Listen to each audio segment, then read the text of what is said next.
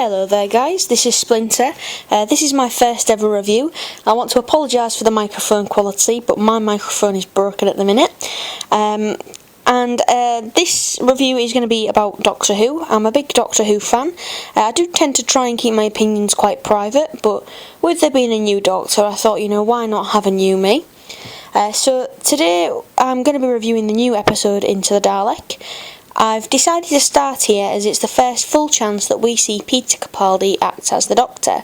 That is for a full 45 minutes without the sort of pointless character development lines that you get in every first regeneration story. That doesn't mean that I don't love them lines, and I love the line about his eyebrows in Deep Breath, but I just wanted a chance to really explore him as the Doctor. So this particular episode then was written by Phil Ford and Stephen Moffat. I was initially quite excited about that. Phil Ford also helped to write The Waters of Mars, which was probably one of the best of David Tennant's last few episodes. And obviously Stephen Moffat as well. He has written some fantastic things in the past. Since he has become head writer, I haven't been as much of a fan as him as I was when he was writing for Russell T Davies. But that doesn't mean that he can every now and again do a fantastic script. This episode as well was also directed by Ben Wheatley.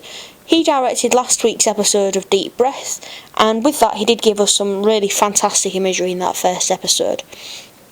So the episode, it looks good from the outset, but it does actually start off with one of the things that I personally hate, and that is overused CGI. We see the two soldiers, they're flying their CGI'd spaceship, we hear the Daleks, we see the Dalek CGI spaceship. Now, since Stephen Moffat has taken over, I do feel that he seems to write into the script a lot of things that need to be CGI'd. In Deep Breath, for example, the dinosaur was probably one of the worst parts for me.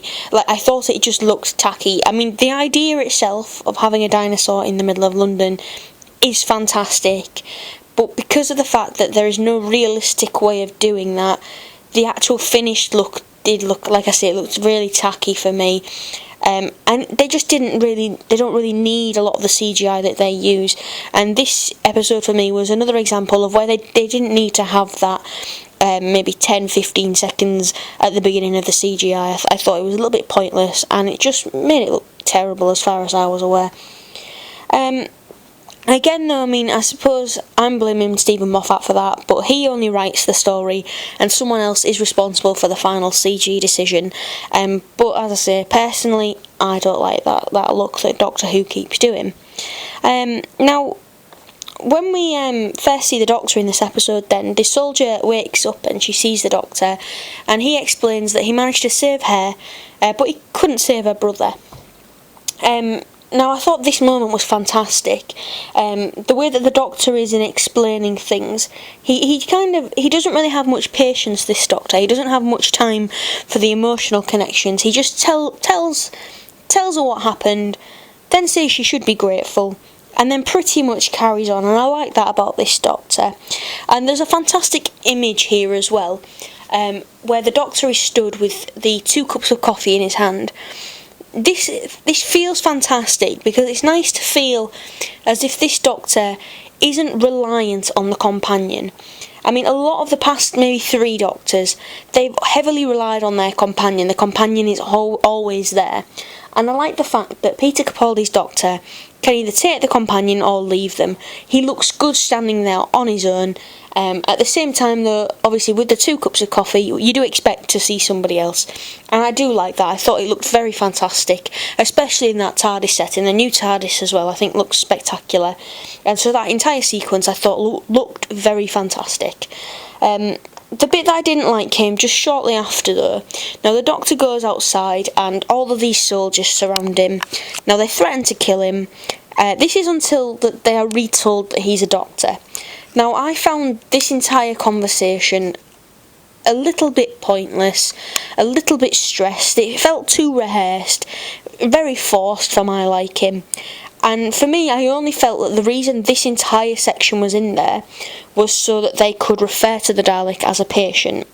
And yes, it is unusual hearing someone call a Dalek a patient, but at the same time, we knew that it was going to be a Dalek.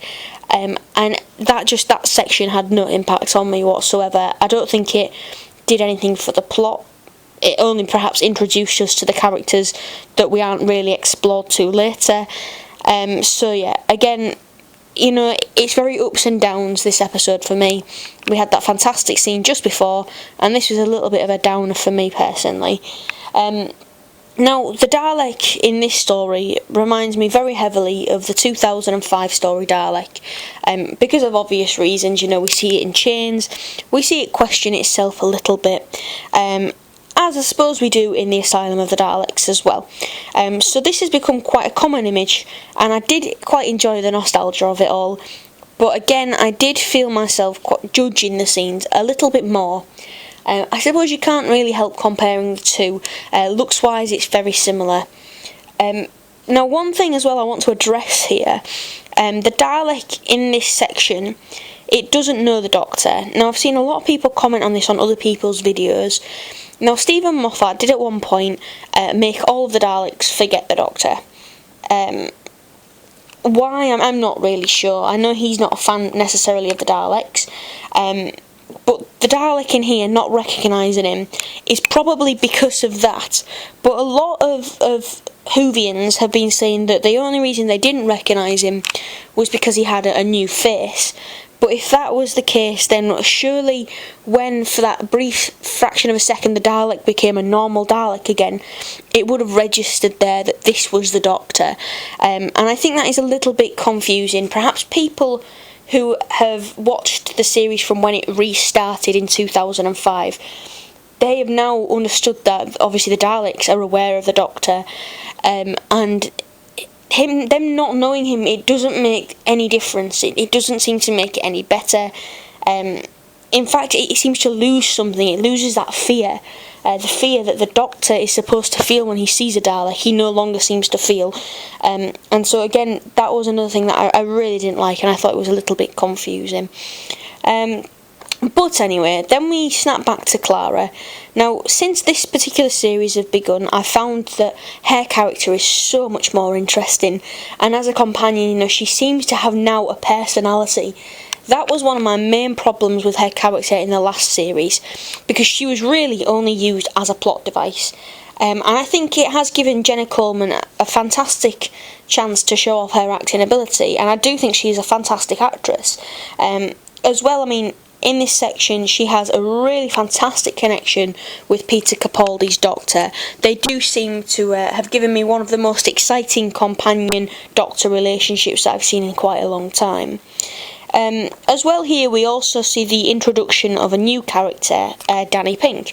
Now, apart from the classroom scene, I do think that he does seem to have quite an interesting personality. I quite like the fact that people seem to think of him as like a ladies' man, even though he doesn't believe that he is. Now, this reminds me very much of the fact that David Tennant and Matt Smith's Doctors were almost considered the ladies' men of the show when they were in it. They were quite sought after, but as Doctors, they never noticed. You know, they didn't understand why people would think of them like this. And so I like the fact that even though we've lost that a little bit with Peter Capaldi's Doctor being more serious, that they've introduced this character who seems to have this trait. I think that is pretty fantastic. Now, the classroom scene, it does need to be mentioned. So the boy puts his hand up and he asks if he's ever killed anybody, which is fine. But then he asks if he's ever killed anyone who wasn't a soldier. It does make you feel awkward, this scene, and I don't think the way that the character deals with this is necessarily the right way, because he starts crying. Really, I mean, I don't think that a soldier in front of a room full of children who wouldn't have thought that children would ask him this question would be so easy to cry. I mean, it's just the fact that he hasn't prepared himself for this and that none of the children laugh at him. It just seemed very unrealistic to me. I mean, when I was at school, if a teacher had cried, oh my god, it would have been news, everybody would have heard about it, you know, people would have been laughing at this teacher. I mean, again, it might be maybe a bit nitpicky, but they seem to be building such a down-to-earth character that this scene just disappointed me. maybe it's something that they're going to obviously refer on a little bit later on. I hope they do something with it, because otherwise that scene would just seem, I don't know, a little bit maybe. It just looked like he was acting. It didn't look as if this character actually felt anything, and that was perhaps the problem that I had.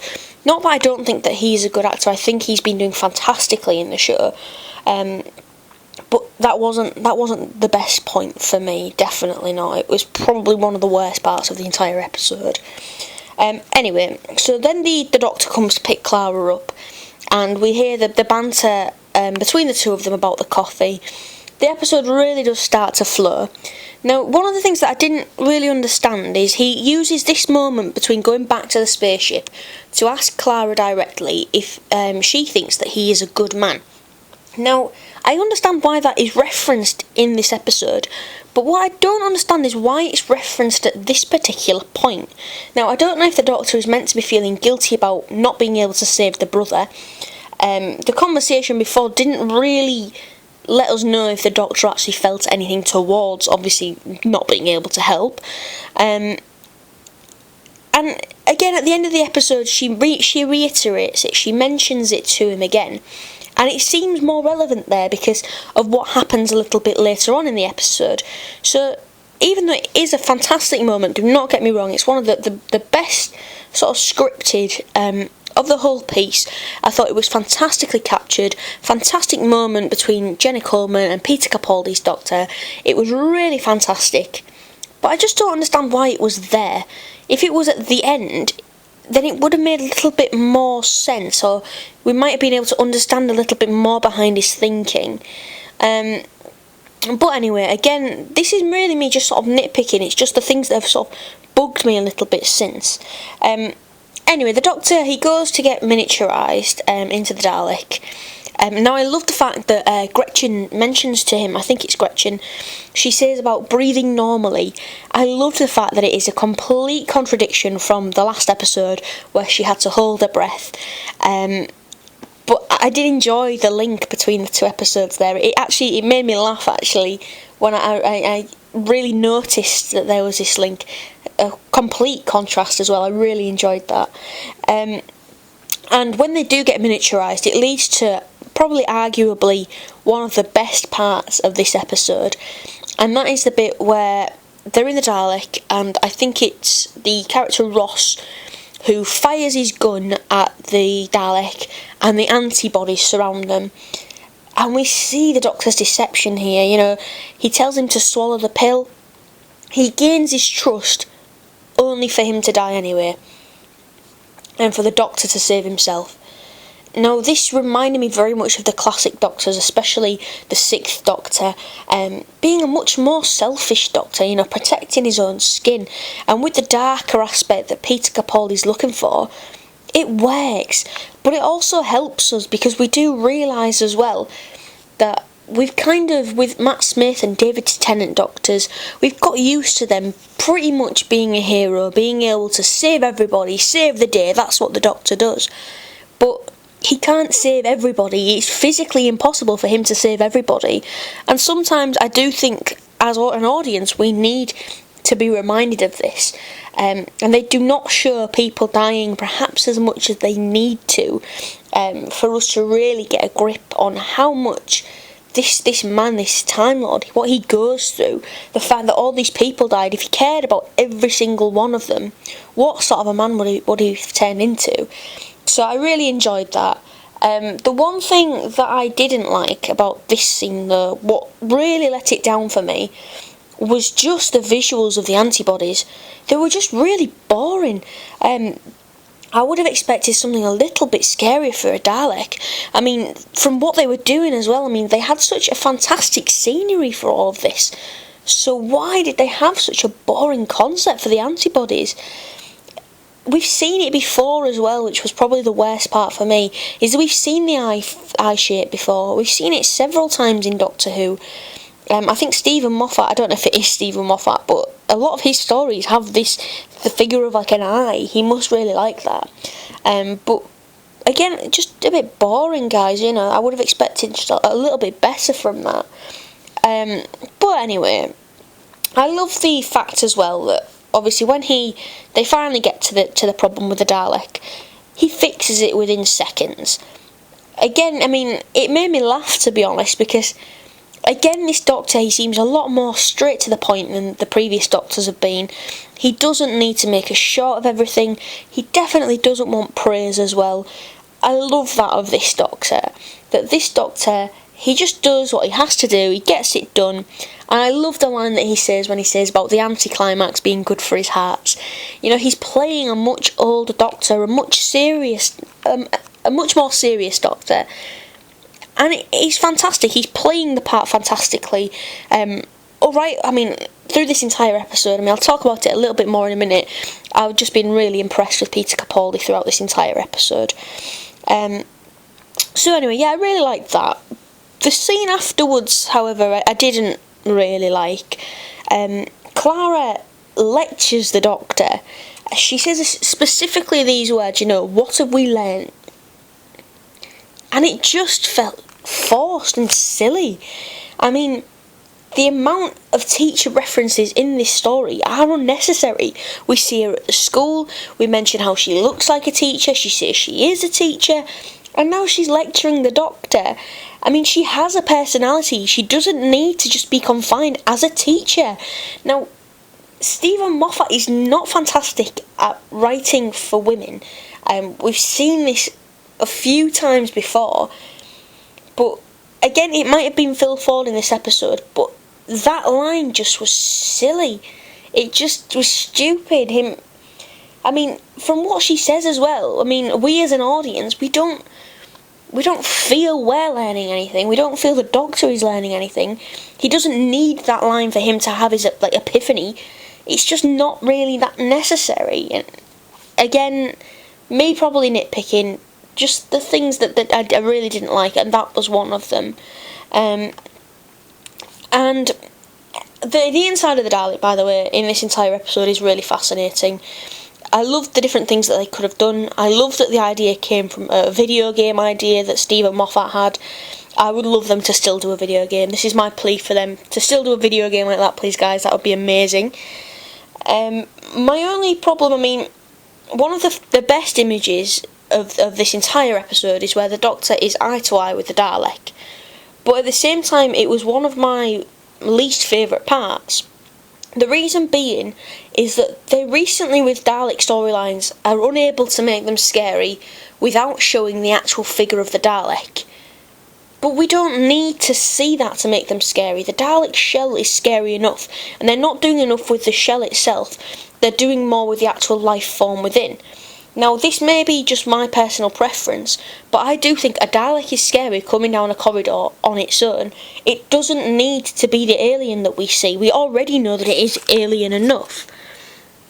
So yeah, that was another thing that annoyed me just a little bit there. So anyway, with the character of Gretchen, when she dies, I felt as if there was going to be a lot more of an impact on the Doctor. I felt almost like she really should be remembered, but the Doctor himself, he promises her he will name something after her, and then he never thinks of her again. And the only reason that she seems to die at this point is to go and see this Missy and this whole heaven thing. Now, personally with that, I don't really like it. Now, I do have my own reasons for that. And, you see, I was a really big fan of Russell T Davies's writing. And I used to love that the hints that he would drop into an episode about what was coming, it did make more of an impact on me than when I found out at the end of the series what it had all been leading up to. Now, with Stephen Moffat, I feel like I've judged him quite a lot here, actually. I don't mean to. As I say, he has wrote some of my favourite episodes of all time, but he just seems to throw things in your face. He never hints at anything. It's almost like he wants you to see who the bad guy is. It's like there almost should be a circle around these people, and it should just be shouting at you, you know, bad guy right here.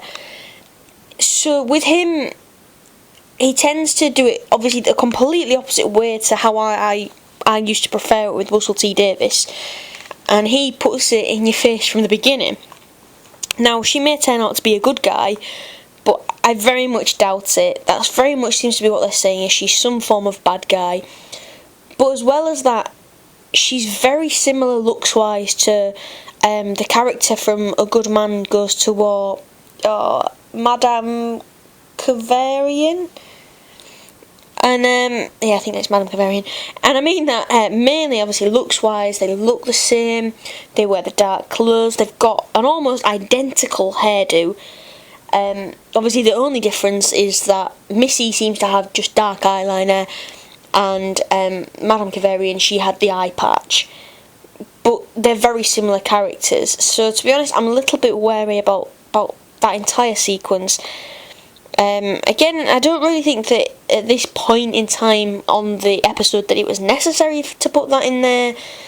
You can't really suck it up. I mean, at the very end of the first episode, we obviously see Missy with the robot from Deep Breath, and that was very interesting because it left you wanting to know more. With this being put in the middle of the episode, I had almost forgotten about it by the end of the episode. It was only from discussing the episode that I remembered that obviously she is playing a key part. And again, I think if it had been at the end, it makes you leave the episode thinking about who this person is. But again, maybe that is just something very tiny that I'm nitpicking on there again. Now, the scene in which the Doctor hooks himself up with the Dalek as well, shortly after that, obviously he wants to show the Dalek the wonders of the universe, and this backfires and it makes the Dalek see here. This was fantastically well acted. It had some really fantastic visuals. It really credits Peter Capaldi as an actor in the fact that for them minutes he's on screen, it's about 5 minutes he's on screen and he's just talking, and I was honestly, every single word, I was reeling off every single word that he was saying. A few people have mentioned that they find his accent a little bit difficult, but I think it's so fantastic. I think he's got so much fantastic pace. And him as a Doctor, I'll discuss that now as well. He moves like someone who isn't human. He has like fantastic hand gestures. He's very slow and very precise. The way he is with the TARDIS as well, he just knows how to use it. Again, the past couple of Doctors have been a bit daft with the TARDIS, and here is a Doctor who just knows what he's doing, doesn't he? And it's very fantastic to see a Doctor like this.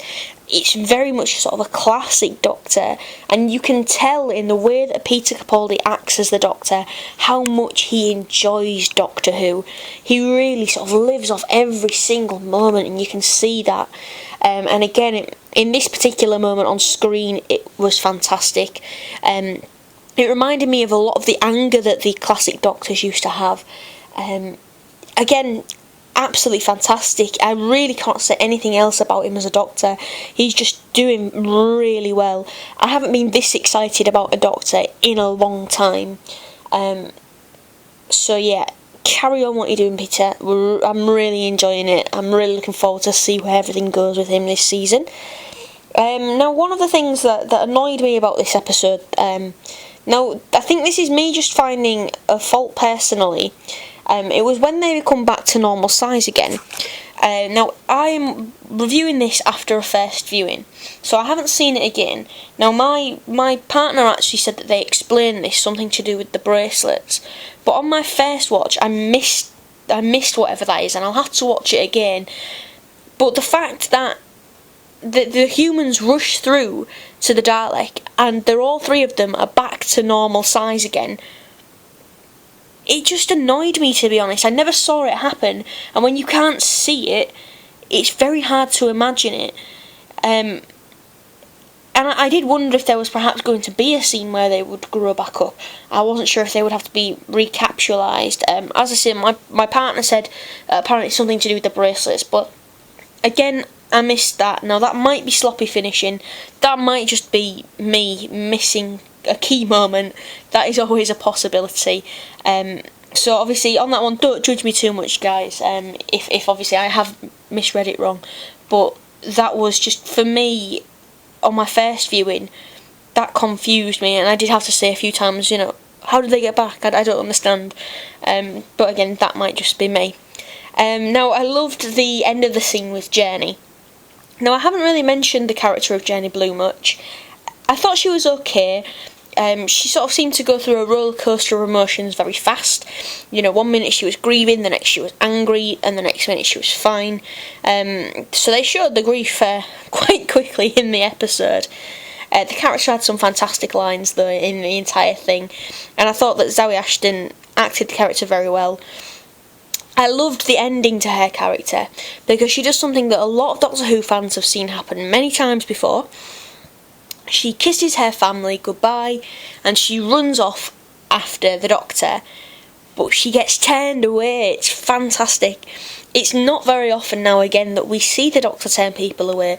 The previous Doctors have been very, let's all go together, and it's all been, quite a teamwork. But this Doctor, he gives her a reason, and then he almost ignores her after that. He says, I'm sorry, if you hadn't been a soldier then maybe. And then he just turns and goes into the TARDIS, and he just leaves her. And I loved that. I thought that ended off her plot very well. And I would have loved to have seen the reaction of her going back through to her uncle and sort of being like, never mind, my bad. The ending of the episode, however, I didn't really like the very end of the episode. Clara, she comes back out of the TARDIS, she bumps back into Danny, and he says the line, I thought you might have an issue with soldiers. Why? I mean, it's mainly just a reference to what's just happened with the Doctor. There was obviously the brief conversation they had earlier, I'm not going to ignore it, in which Clara says something like, are you teaching them to shoot? And he says, there's more to being a soldier than shooting people. But apart from that, the line really isn't necessary. And it feels forced because he's already got the girl. He's already going on a drink with her. If he thought seriously this was going to be something she would have a problem with, why would he mention it? Why would he say, do you not have a problem with soldiers? Are we really going to go out for this drink? Why are you saying that? You've got the girl, you're going out, it's just not necessary for the characters. I mean, we know that more or less that Danny is going to join or help the Doctor somehow throughout this series. So perhaps it's a quote they're just going to come back to later on when the Doctor changes his mind about soldiers. I'm not really sure, but to be honest, it just felt unnecessary. That is just my sort of personal opinion on that there. Yeah, I think it should have ended just as she comes out of the TARDIS. I think that would have been a fine place to end it. And it just, again, I think it felt a bit unnecessary. But anyway, I mean, this was my first ever review. Hopefully it wasn't too bad. I hope I've brought up some points maybe for you guys to think about or discuss below. If you have enjoyed it, please hit me up in the comments below, or give this page a like, Please tell me if you think that I'm wrong. Give me any hints or tips that you can on me improving as a reviewer. Obviously, it's something I'm really enthusiastic about. It's not just going to be Doctor Who stuff though in the future. I just wanted to start with something where I feel comfortable. Thank you very much for listening, guys, and Splinter out.